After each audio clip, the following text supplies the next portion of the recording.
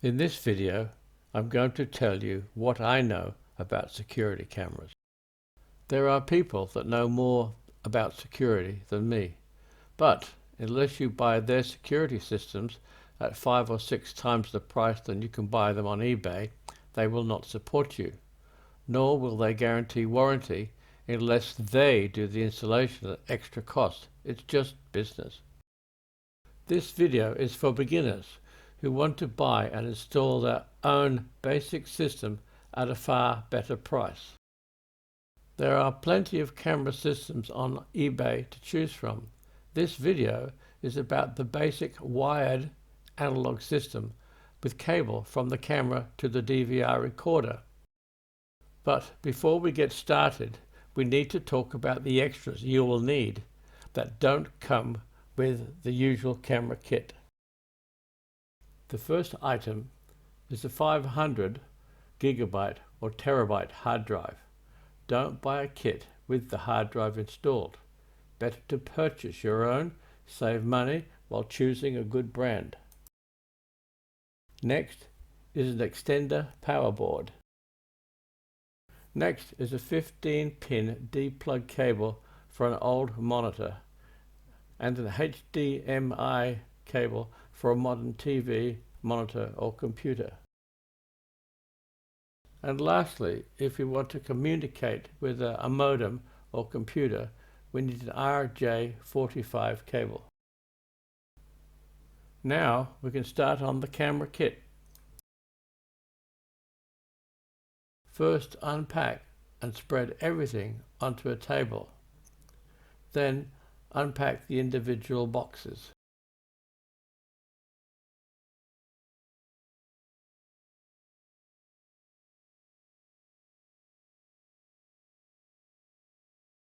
In this kit, I've got 4 cameras, 2 plug-in power packs, and some fitting for installing the cameras. We've got 4 cables for the 4 cameras and a 4-way power splitter cable, a mouse, and the 15-pin cable that doesn't come with the kit, and the DVR. Most DVRs have a QR code so you can download apps for your mobile phone and a serial number worth noting down somewhere. DVRs have 2 screws on each side, hold the casing in, and sometimes 1 screw on the rear. On the back we have 8 inputs for cameras, but only 4 cameras, so we can always add one at a later date. We've also got an HD out, an audio in out, 2 USBs, an RJ45 slot. On the front we've got the controls for the menu changes, but it's easier to do it using the mouse. Now it's time to remove all the screws and lift the lid from the back and gently slide it back.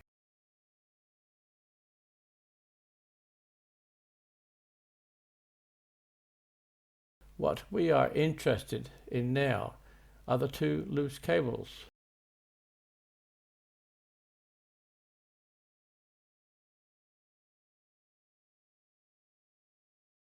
The small red cable is the data cable for the hard drive, and the larger cable is the power for the hard drive.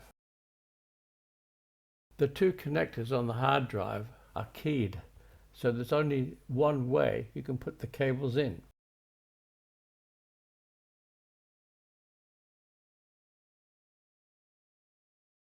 So turn the hard drive over and gently push the connectors on.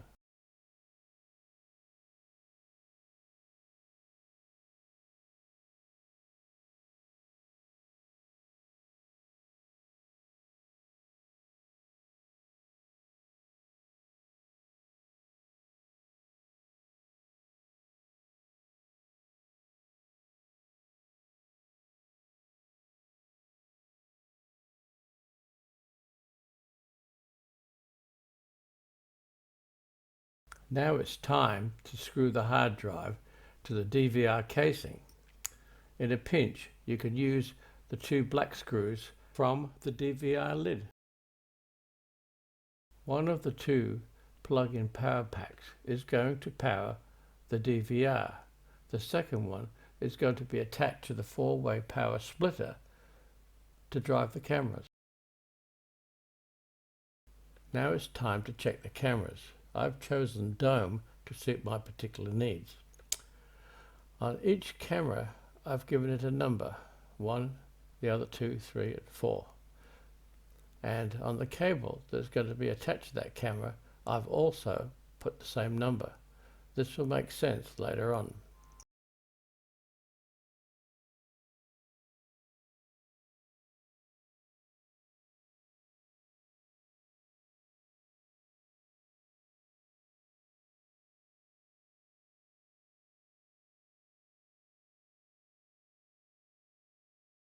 The camera has two connections coming from a single cable. One is the power cable and the other is the BNC cable for the video. On the cable supplying the camera is a female on one end but a male on the other, and it's careful to note this when you're doing the installation.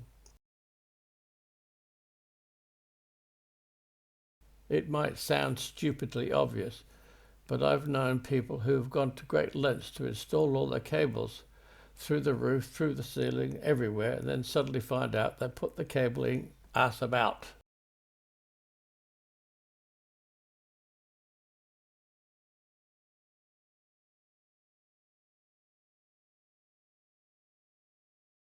On the other end of the cable, the yellow BNC goes to the DVR on position number 1 to match the camera number 1.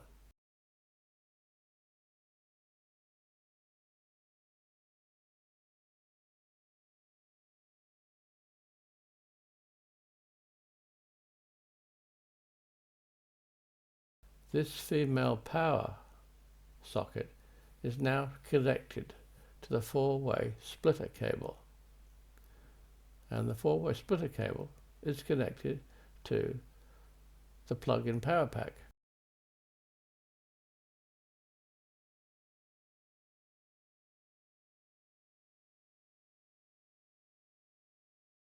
This single power pack with a four-way splitter will supply all 4 cameras. 1, 2, 3 and 4. So connect all cameras as shown.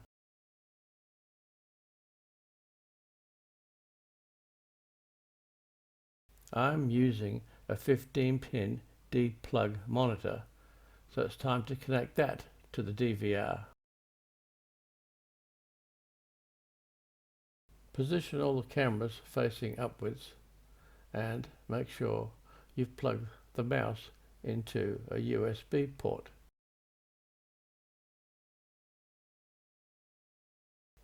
Now it looks like everything's ready. We've got the 2 power packs plugged in, one feeding the DVR, the other feeding the 4 cameras. It's time to turn on the power.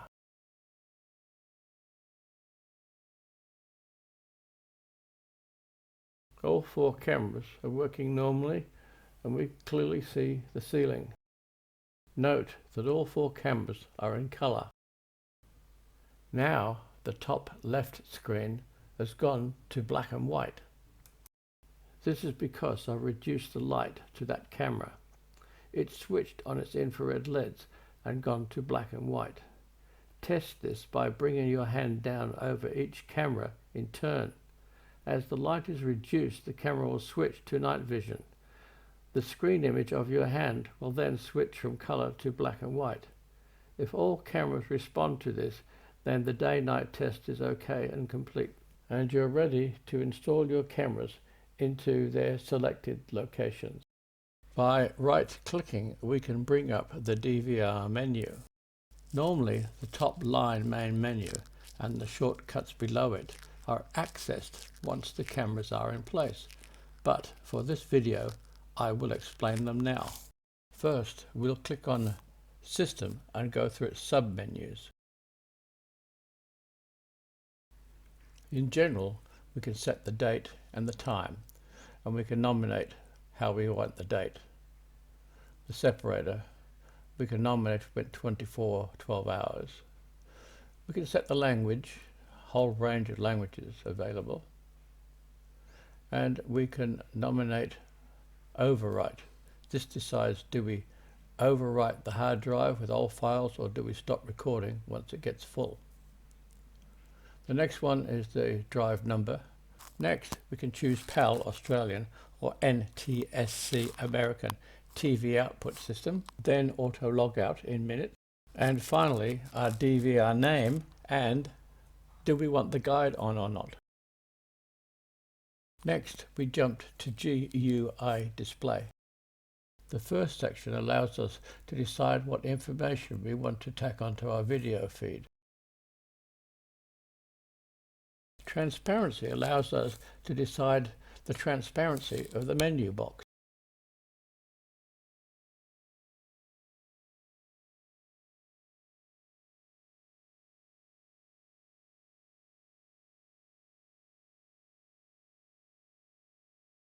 Just below, we can set the resolution.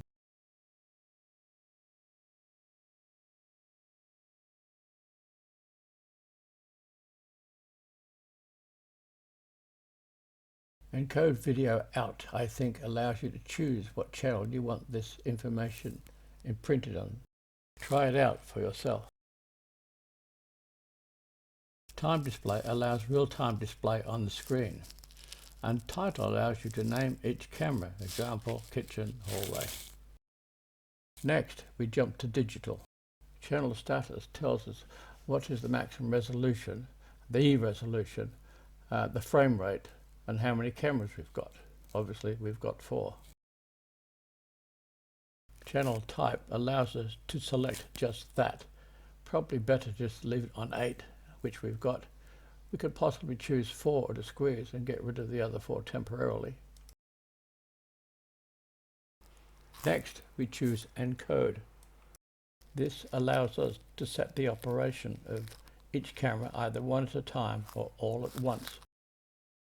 We can set the video compression, the resolution, and the frame rate.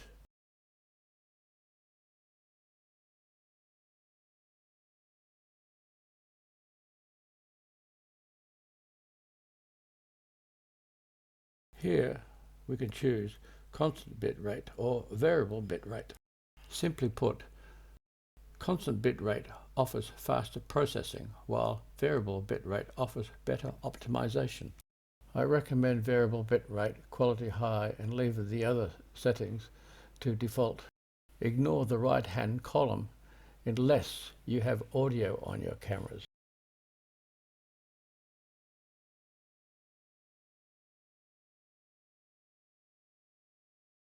This PTZ control panel is for pan, tilt, zoom cameras, which we don't have, so we can ignore it.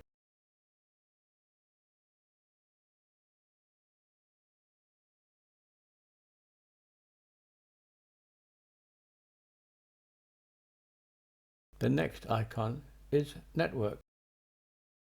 This is the IP address of your DVR, and the rest are default settings. They should work just fine.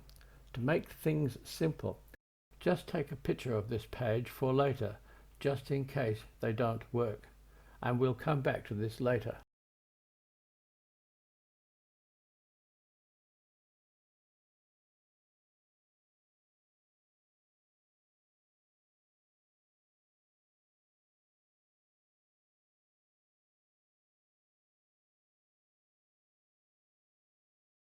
The next icon is RS-232.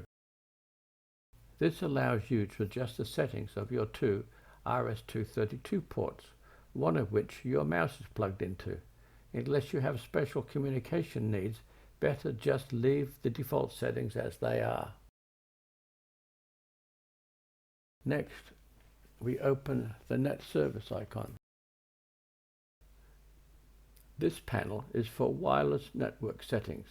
It allows for the settings of point-to-point protocols over the internet, the NTP server, dynamic domain systems, plug-and-play protocols, and real-time sharing protocols, not to mention Wi-Fi email settings. Unfortunately, my knowledge of all these settings is sketchy at best. If you need to set these protocols up, I'm afraid you will have to seek help elsewhere. The next icon is Tour.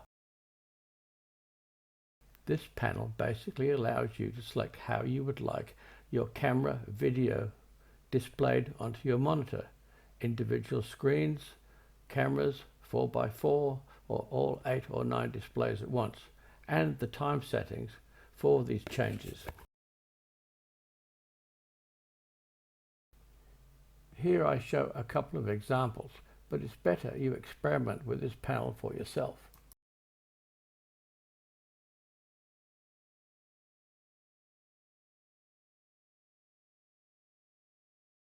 First, we have a panel of 9.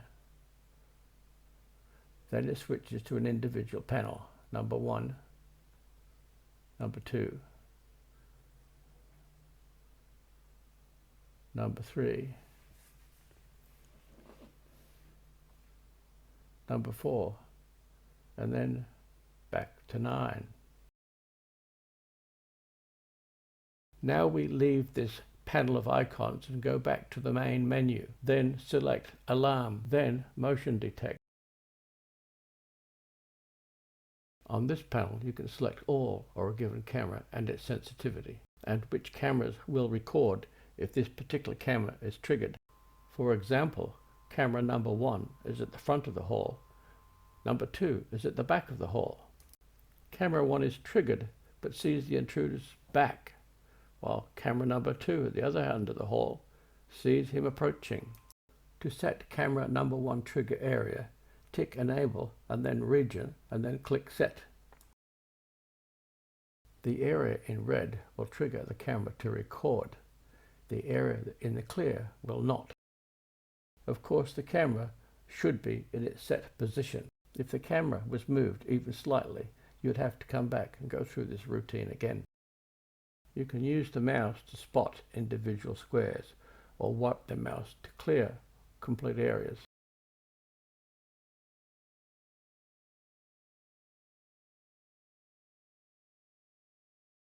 It's also possible, if a camera is triggered, to show a message, a buzzer, send email, or an FTP upload. There's also an advanced drop-down menu with extra functions.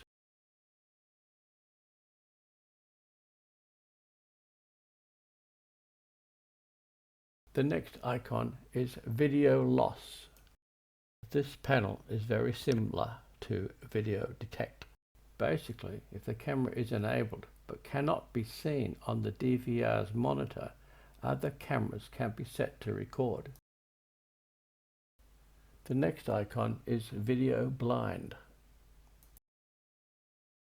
Basically, if the camera is enabled but blinded by spray paint, etc., other cameras can be set to record.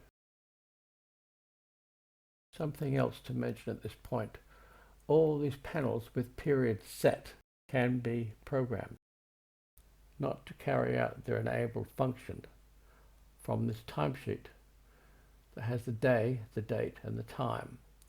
This is for cleaners, delivery, work people to come and go without being recorded. Next is Anomaly. When enabled, if there's an event like a disk failure or communication failure, it will show message or buzzer.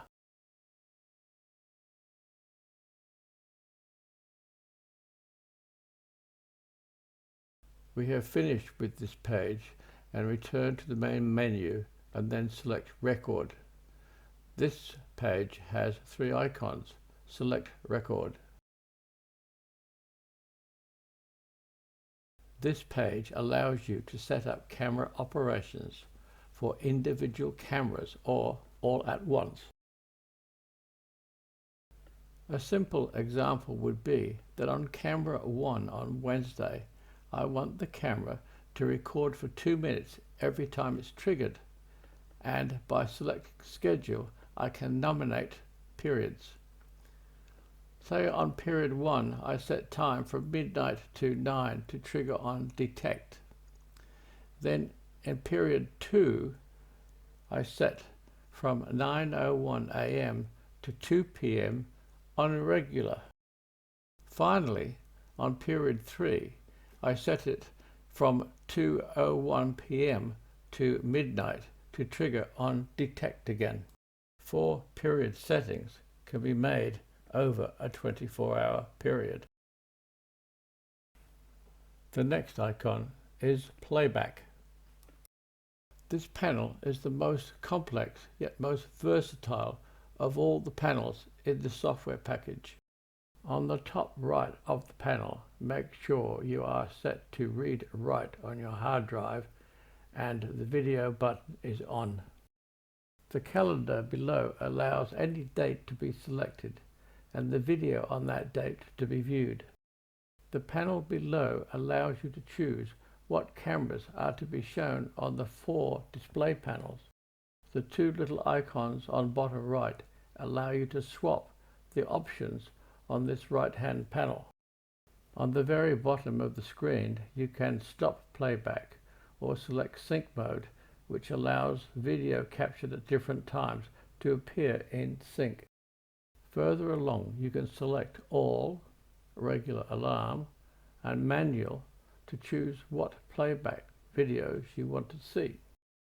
At the far bottom right you have the option to select time zones for the information on the 3-bar timeline just above it.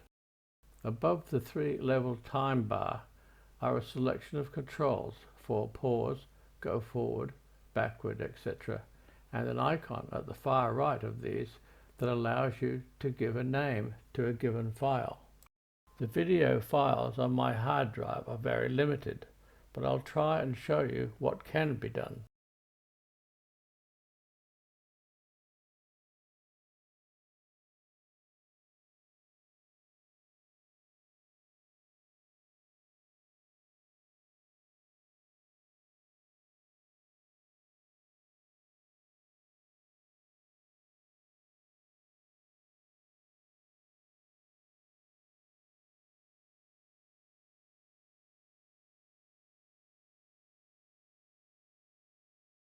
The R on the right side of each file indicates it was regular, but it could be alarm or manual. By clicking on the icon just above the 7, I have the opportunity to rename a file.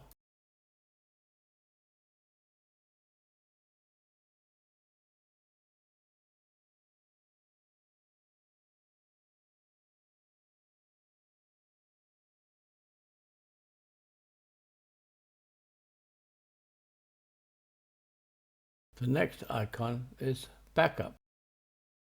By inserting a memory key, this panel allows me to detect it, to erase it, and copy video files to it.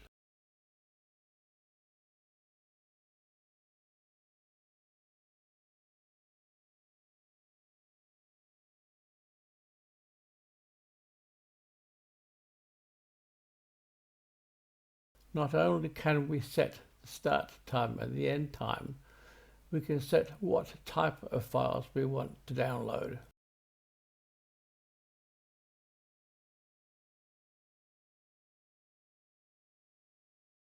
And the format.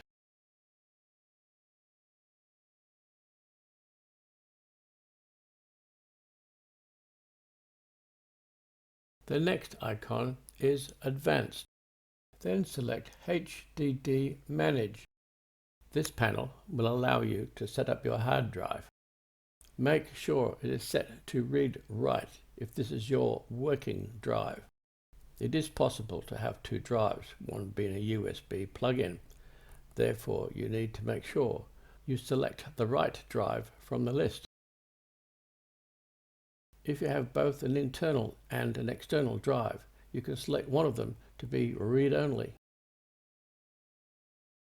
Same thing here. If you have two drives, you can set one to be redundant. Make sure to format your hard drive when you make your installation. Do another format on your hard drive when it gets to 85% full, just to keep it nimble. Try recovery if you have problems with the hard drive.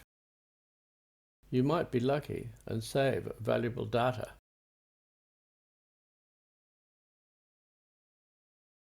Next is count, and this one basically allows you to have more than one person access your security system. As administrator, you can choose to add or delete users with the panel on the right. And each user would have their own password to log in. This panel allows a remote user to log in with their username and IP address. Next is Output Adjust, and this one allows you to adjust the settings on your DVR monitor. If the image on the screen overlaps or is undersized, this is where you can adjust it.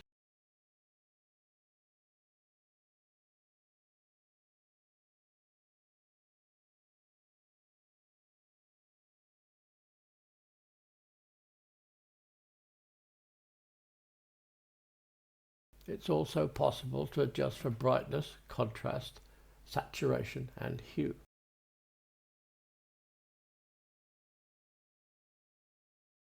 Next is Auto Maintenance.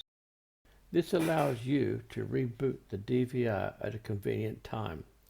This cleans out the software spiderwebs, keeping the system healthier, less prone to crashing. It also offers you the option to delete old files.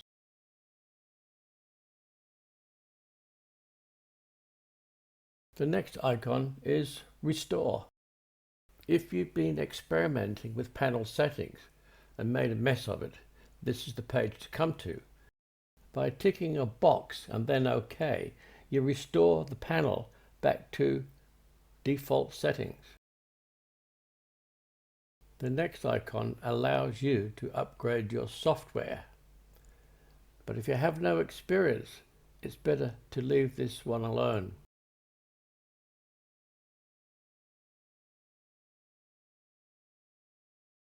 The next icon, Device Info, basically does just that. And for us, there's not much interest. Unless you have special requirements, the defaults are just fine. Finally, the last icon is Import Export. Unless you have experience or a special need, leave this one alone as well.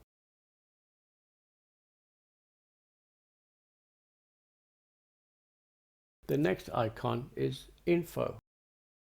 The HDD info is about the hard drive and tells you its capacity and how much of it has been used. Clicking on the BPS icon will tell you in kilobits per second how much data is coming in from your cameras.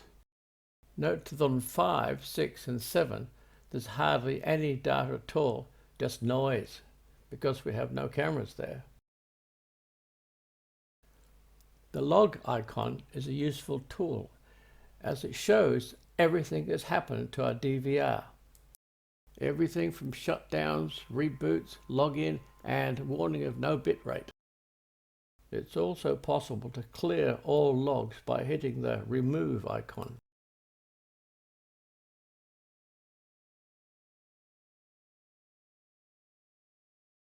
The version icon simply gives details about your DVR.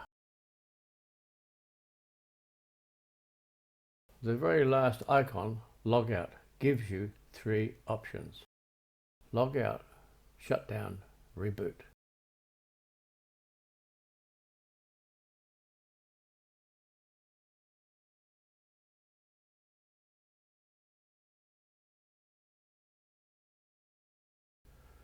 Coming back to network, as I suggested before, these settings would probably work. This is not my area of expertise, so I've tried to keep things simple as possible.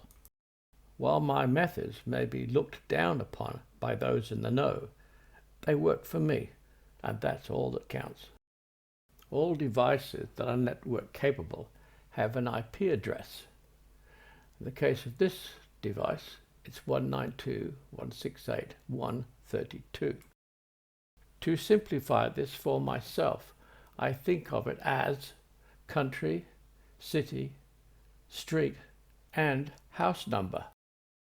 All devices that want to communicate with each other must be in the same country, the same city, and on the same street. Now we need to plug our RJ45 cable into the DVR and into a port in the modem.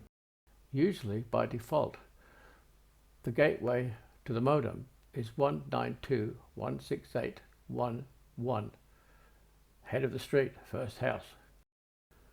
And the way your DVR shouts out to see who is there is by pinging.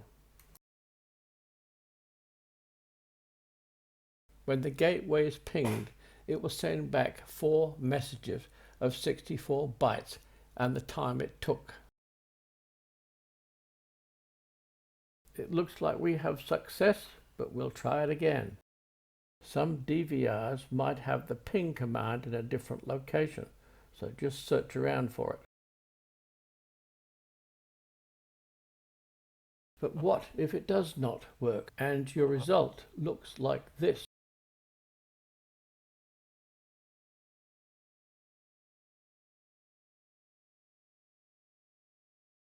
Simply put, you've got your RJ45 cable in place, but you're not in the right street. And to do that, you need to know what the gateway is. 95% of all gateway streets are either 1 or 0. So change the street number on the gateway and the IP address to 0. So the gateway would be 192.168.0.1.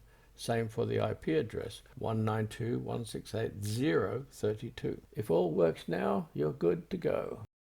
If in the unlikely event you get a conflict error, it means some other device is already using house 32.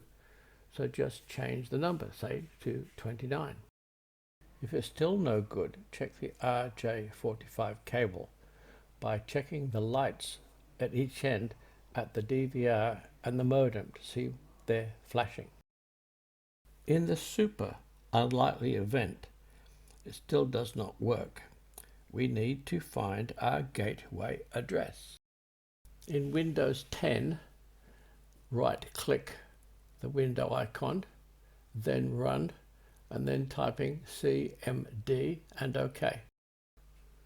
When the DOS prompt pops up, type ipconfig and press enter. IPv4 is my computer address. In Windows 7, click on the Windows globe, then enter Run, then CMD, and then the same as Win10 ipconfig.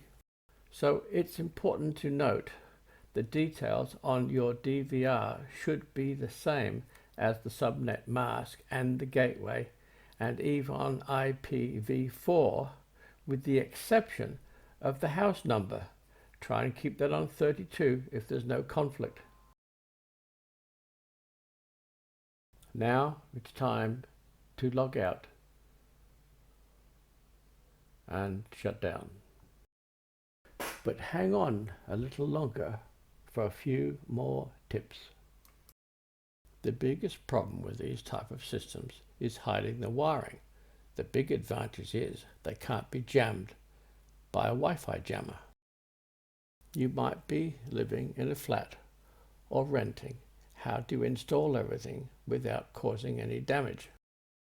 I found pressing a dot of superglue into the bottom of the cornice and then pressing the wire into it worked fine. Then a coat of paint to match the room made the wire almost invisible. 16 by 10 millimeter trunking carefully placed made wiring almost invisible and easy to remove if moving.